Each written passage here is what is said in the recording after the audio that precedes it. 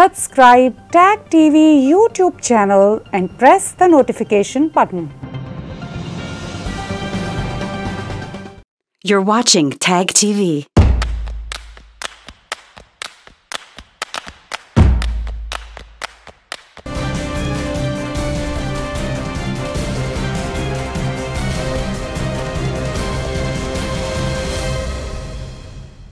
Hello viewers, welcome to Newsweek South Asia, a program that talks about breeding of terrorism and its impact on South Asian nations. Let's begin with the headlines first.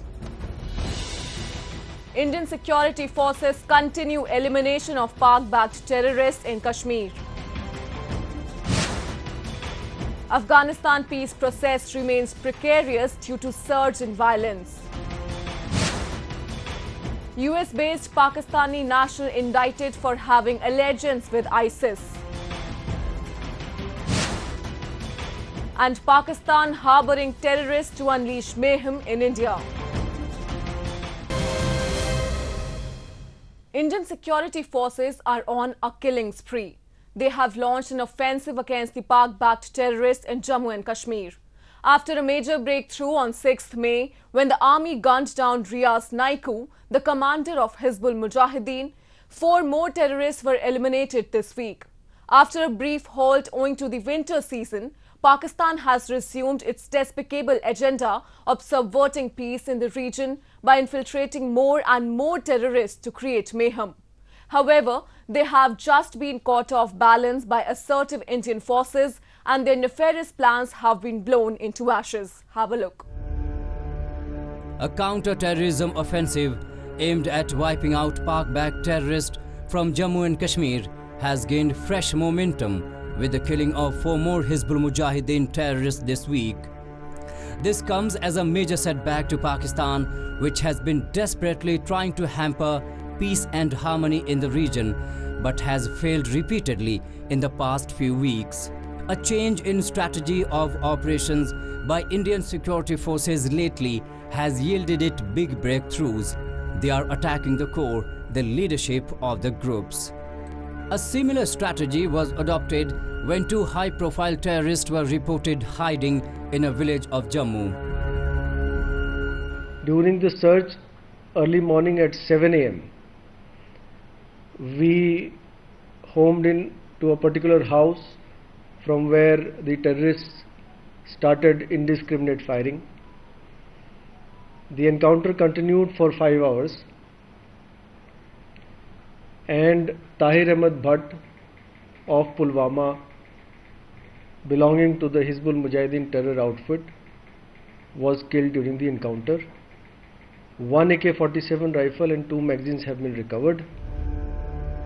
These recent bouts of encounters are similar to the Indian Army's Operation All Out of 2019, in which more than 160 terrorists were killed. It is not just one particular corner of the region, but the Indian security forces have been preemptively attacking their enemies in all zones and sectors. Another day, another terror bid foiled, this time in Srinagar. पिछली रात का जो operation है, इसमें 2 terrorist मारे गए हैं और दोनों की पहचान हमारे पास आ गई। एक तो श्रीनगर शहर से ही है, जुनेद अशरफ खान, और दूसरा पुलवामा से है, Tariq Ahmed Sheikh. Pakistan has been rattled by India's offensive mode of operation against its non-uniform soldiers. Magnifying its frustration, Indian Air Chief RKS Bhaduria said that Pakistan should now be very worried for every single terror attack that it plans to carry out the Indian territory. Whenever there's a terrorist attack on our soil, they should be worried. And they were rightly worried. And they have to stop abetting terrorism if they have to get out of these worries. In 2019, after the deadly Pulwama attack, the Indian Air Force had carried out an airstrike hitting all the active terror camps of Jaish-e-Mohammed in Balakot. The leadership in the Indian air defense has witnessed a transition since then. but the new chair is even more proactive when it comes to calling shots against the Pak-backed terrorism.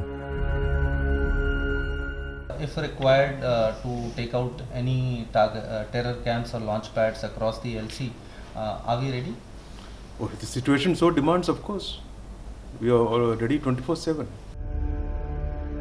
At a time when the countries are making an integrated approach to face the challenge of pandemic COVID-19, Pakistan is still focused on its strategies to spread terrorism across the globe. Pakistani army generals, who are the real masterminds behind most of the terrorism across the globe, believe that the world won't notice their devious plans amid the pandemic outbreak.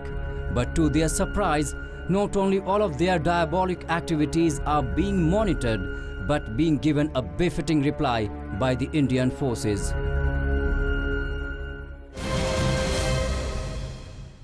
An expected spell of reprieve in war-torn Afghanistan has suffered a major setback as the country continues to remain a target of terrorists. While at one side, terrorist groups like Islamic State are targeting civilians across Afghanistan, Taliban too have been constantly storming Afghan military bases, causing more atrocities and bloodshed. As a result, the Afghan government has now adopted an offensive posture against the Taliban and has launched counter-terrorism operations against the group. This escalating rate of violence, even after a peace deal, has once again raised concerns regarding the vulnerable situation of Afghanistan amidst the revival of dreaded terror groups on its soil. A report. Afghanistan has been gripped by a wave of violence. Multiple bomb blasts and shooting incidents are being reported on a daily basis from the war-torn nation. Recently, 8 people were killed when gunmen stormed a mosque in central Afghanistan's Parwan province while worshippers were offering evening prayers during the Islamic holy month of Ramadan. 5 mosque goers were also wounded in this attack.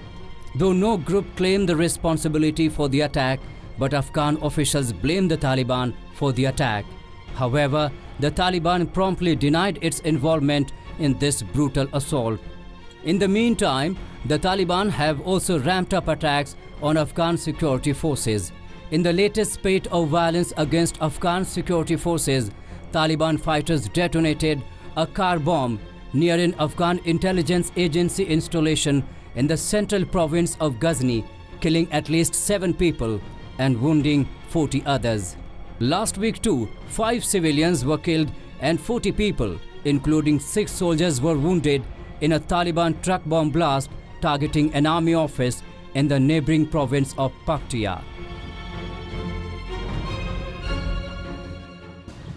صدای فایر شروع شد تقریبا 10 دقیقه بود که فایر داخل ثقافت فایر بود. ما فکر کردیم اکثر وقت اینجا فایر میکنن، یگان فایر میکنن. ما فکر کردیم که شاید از اون فایرها باشه. بعد از 10 دقیقه بعد یک انفجار بسیار قوی صورت گرفت. یک انفجاری بود که یک رفیق میج استراحت بود، من خودم میج استراحت بودم. همین دروازه پلای دروازه و شیشه کش در سرم ریخت.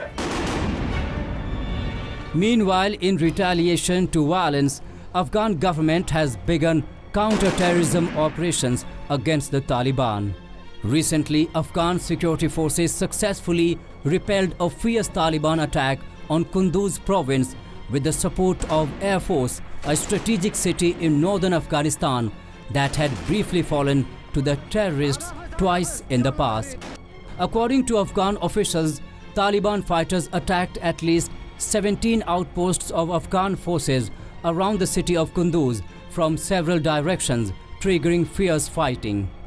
The Afghan Defense Ministry claimed that at least 40 Taliban terrorists were killed and 50 others were wounded in clashes with the security forces.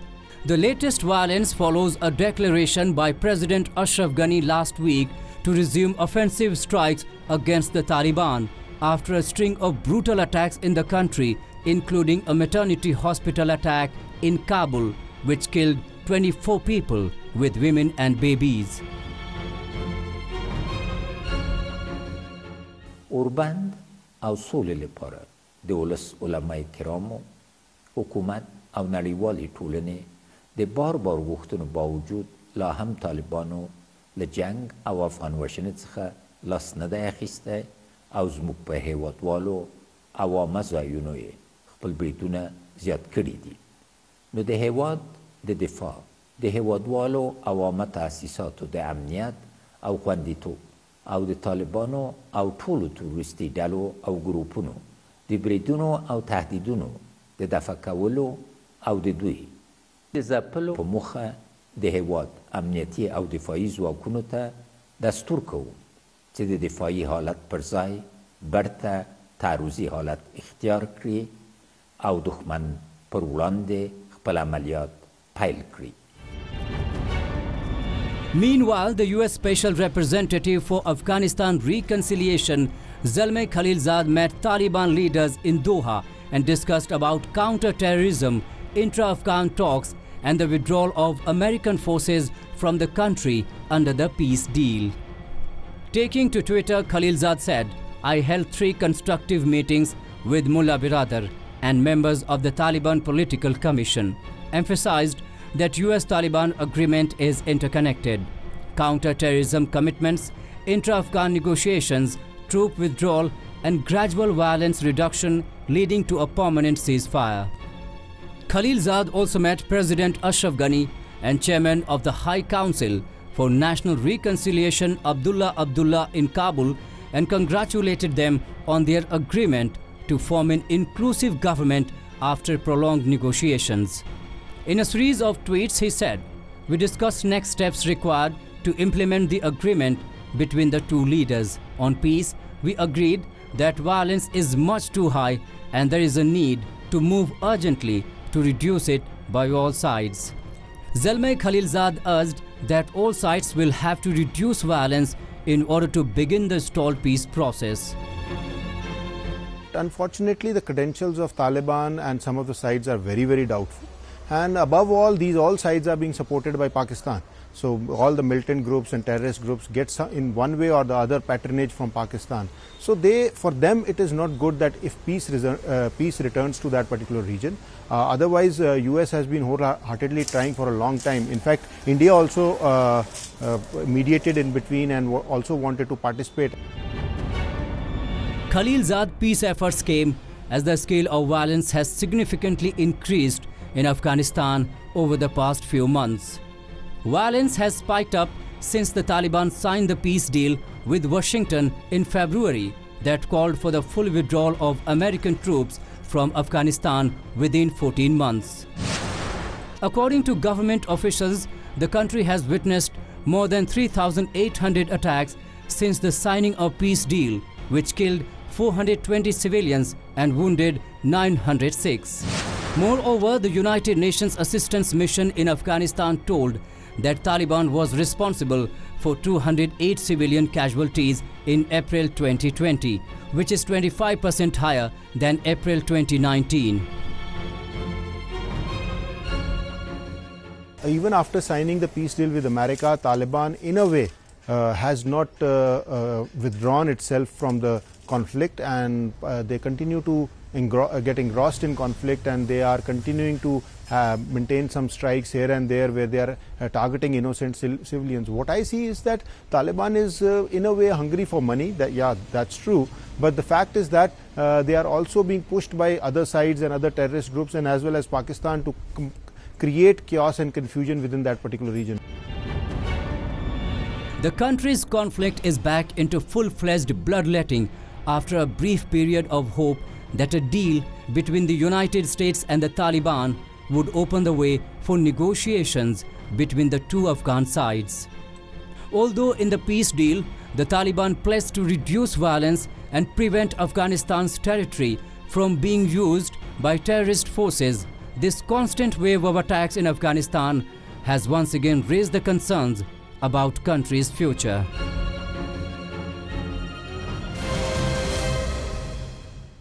Moving on, let's now talk about Pakistan, the nurturing hub of Islamic fundamentalism, which is responsible for promoting hatred and violence the world over. There are many people from Pakistan who have migrated to Europe and United States and have engaged in terror incidents. This has prompted global intelligence agencies to keep an eye over a hidden role of Pakistan in the attempts to use radicals for disturbing peace and harmony. And lately, it has switched tactics from setting off explosives to preparing lone wolves. While Pakistan's overall growth is slowing down, there is one sector that has achieved an unmatched growth. It's terrorism. While establishing radical schools known as madrasas, Pakistan has registered itself as the biggest exporter of terrorism in the world. The vicious face of Pakistan was recently exposed when a 28-year-old Pakistani doctor and former Mayo Clinic research coordinator Mohammad Masood was indicted by a federal grand jury in the USA for providing material support to Islamic State of Iraq and Al-Sham. Masood has also pledged his allegiance to the extremist Islamic terror outfit and expressed his desire to execute lone wolf terror attacks in the United States. If you want to change someone's mindset, it has to be through a dialogue. But unfortunately, these educated youth get so brainwashed by the ISIS type ideology that is being streamed to them through various social medias and other places that they start believing this to be the truth. And this leads them to sacrifice their careers, this leads them to get away from the path of a normal citizen and get into a militant's role. In the past, there are many like Masood who migrated from Pakistan to the West and engaged in criminal and terror incidents.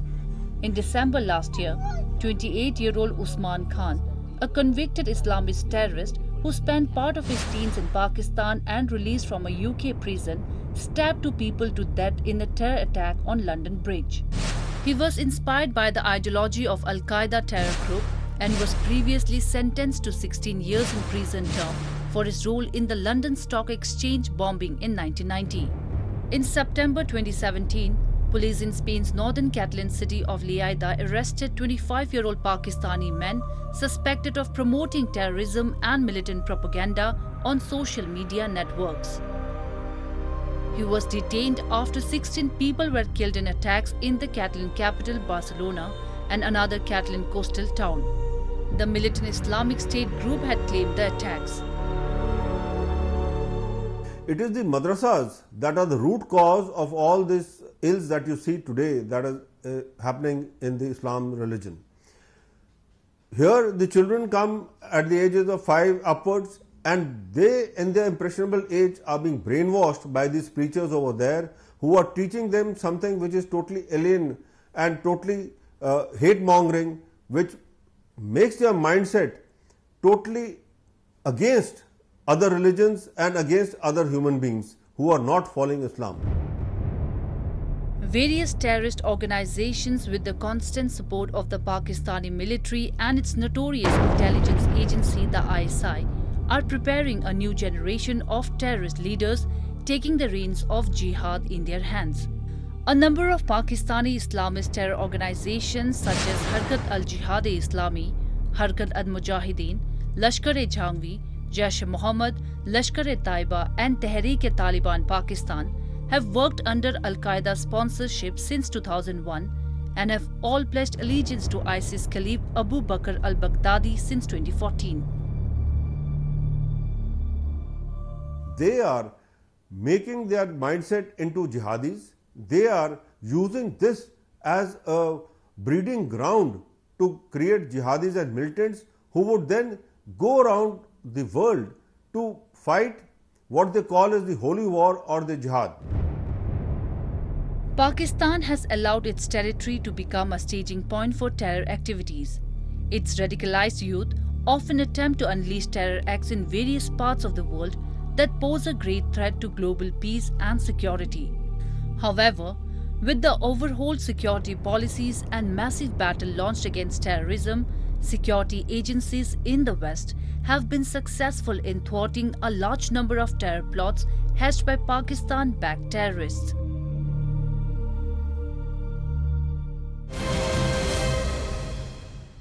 The Financial Action Task Force has given Pakistan a 4-month reprieve for meeting a deadline set by it to stop financing terrorist groups based on its soil.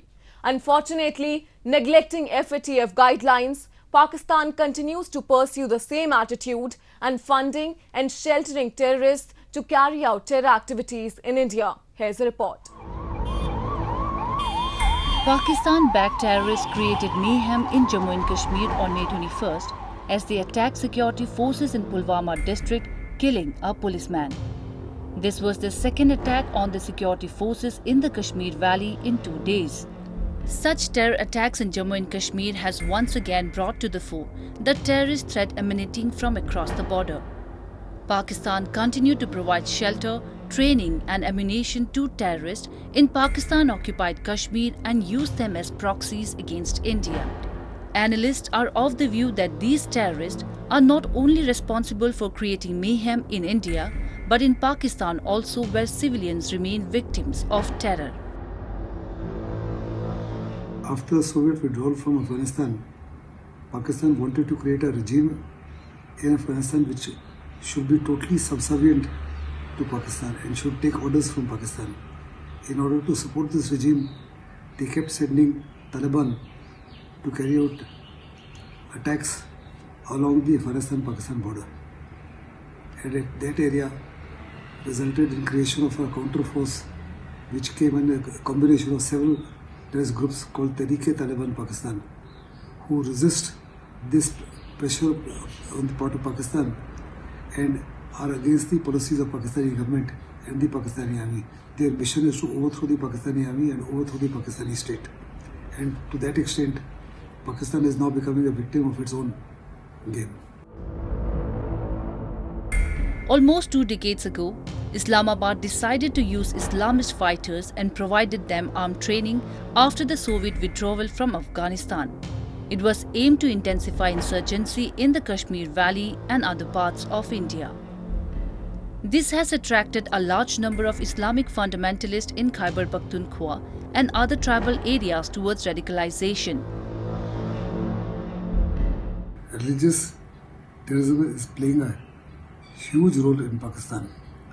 Pakistan's army and the ISI and the civil dispensation are using religious fanatics to target Sufis, to target Shias and other minority communities. To that extent, they are suffering hugely at the hands of the Pakistani religious terrorists. A large number of terror groups, be it Haqqani Network, Lashkar-e-Taiba, Jaish-e-Mohammed, the Taliban and ISIS, have made Pakistan as launching pad. These organizations are behind major terror attacks in India.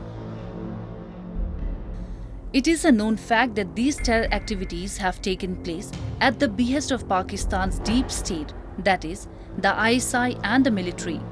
On various occasions, the Pakistan Army officials found sharing a stage together with dreaded terrorists, which indicates the close relationship between the military and terror groups in the country. Pakistani state is the largest sponsor of terrorism in the world. It has created several groups of soldiers who are terrorists to help it carry out terrorist attacks in Afghanistan, India, the other countries and the world. Some of them are LAT, Jaish-e-Mohammed, Hizbul Mujahideen, etc. And also uses similar terrorist groups who tend to operate against the interests of the Pakistani army and the ISI. For example, they are the ones who carry out attacks in Fatah area and along the Afghan-Pakistan border against the TTP, which is Tehreek-e-Taliban Pakistan, who is standing up against the Pakistani regime. Pakistan has failed to realize that supporting terror groups can never settle disputes, especially with its neighbors. Despite international pressure to act against terror groups on its soil, it continued to remain in the grey list of the Financial Action Task Force. Its countless promises on complying with the 27-point action plan of FATF sound hollow, as UN-designated terrorists like Hafiz Saeed and Sayyid Salahuddin roam freely. They are still giving hate speeches against India and raise funds to carry out terror activities in India's Jammu and Kashmir.